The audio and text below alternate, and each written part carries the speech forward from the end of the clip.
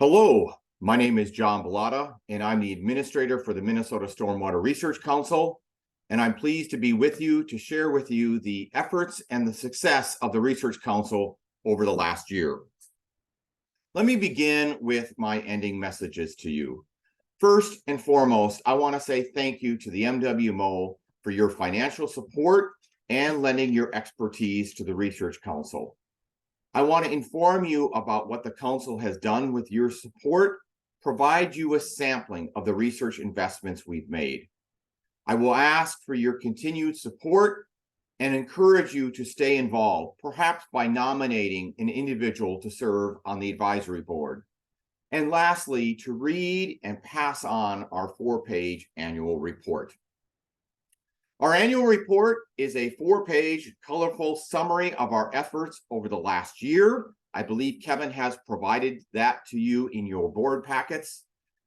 2023 provided us a benchmark in that 23 research projects have been completed since the council was established in 2017, for which MWMO has been a partner that entire time.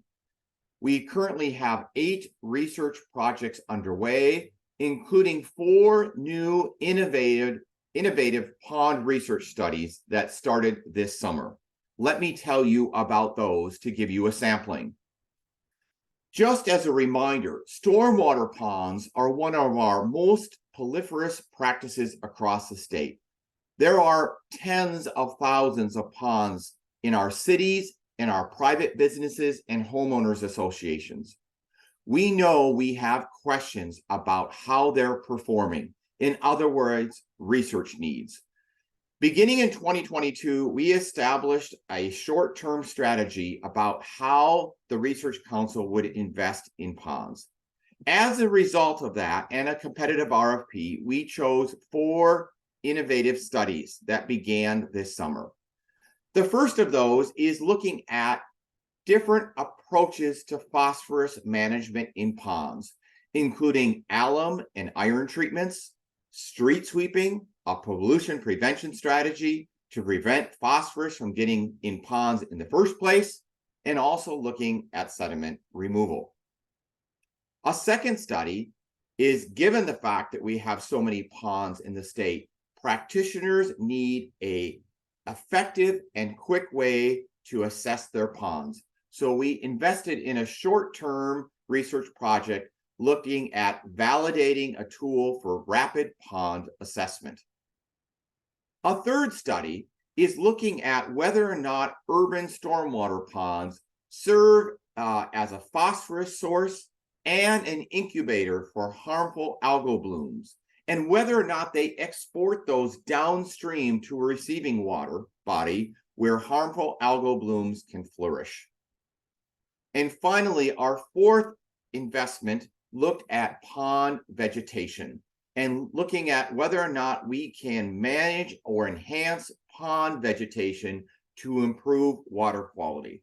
That includes looking at duckweed management as pictured here, and looking at floating and submergent vegetation, and whether or not we can do something different in that vegetation management to improve water quality. We also invested in a 5th research study this summer, looking at assessing the capacity of homeowner associations and commercial property owners to manage and maintain their stormwater and green infrastructure. This research project was submitted to the Research Council more than 2 years ago, and although it scored high, we just did not have enough funding available to award it. We encourage all our researchers to submit to other funding sources, as we did with this research project, and we worked with them to submit their proposal to the Minnesota Sea Grant program, where it was chosen for partial funding. In response, the Research Council matched that funding, and we are able to instrument this project this year. This is an example of how the Research Council looks at diversified ways of funding research and looking at ways that we can continually leverage funding sources to complete this great work. That's just a sampling of our research projects. I encourage you to visit the website under research projects, where you can click on current projects or completed projects and open up a dedicated website for each research project to find out more information. I do want to talk a little bit about funding of the Research Council. One of the ways the Research Council is funded is by contributions from watershed organizations and districts, cities, and private businesses. In 2022, we received more than $150,000 from these sources, including that of MWMO. The power of pooling these resources together results in us being able to do great work that could not be done individually. A second source of funding for the Research Council is the Minnesota Clean Water Land and Legacy Amendment. What's illustrated here is for the last 3 bienniums, we have received $1.5 million from the Legacy Amendment to support stormwater research and technology transfer. Beginning July of this year, we were awarded $2 million for the next biennium. That's a $500,000 increase by the citizens and the policy leaders of the state. We thank them for that support. The third piece of funding comes from the University of Minnesota, where we contribute funds from our college unit, and also because we are one of the national water centers funded through the USGS, we are able to contribute funding that way, and our new partnership with Minnesota Sea Grant based out of UMD. So as you can see, the Research Council has a diversified approach to funding research and the work we do in technology transfer. This work is guided by our advisory board. We have a large advisory board represented by cities, watersheds, and private businesses. They help us develop research priorities, develop our competitive RFP process, and review and select research proposals for funding. I want to acknowledge Uday Singh and MWMO and his work on the advisory board for a number of years, which has been critical and instrumental to the work that we've been able to achieve. The Research Council is not only about research, but making sure that research gets in the hands of practitioners and professionals that can best use it. In other words, technology transfer. One of our efforts in that transfer is through the Minnesota Stormwater Seminar Series, our monthly seminar series. In 2022, we had more than 1,400 people join us for the seminar series. That's an average of about 150 professionals every month, where we're able to deliver to them the latest and greatest research, either from one of our research projects or from one of our national colleagues from across this great stormwater network. All of our seminars are recorded and they're available for viewing after the fact. I encourage you to join us for a seminar series if you have not been.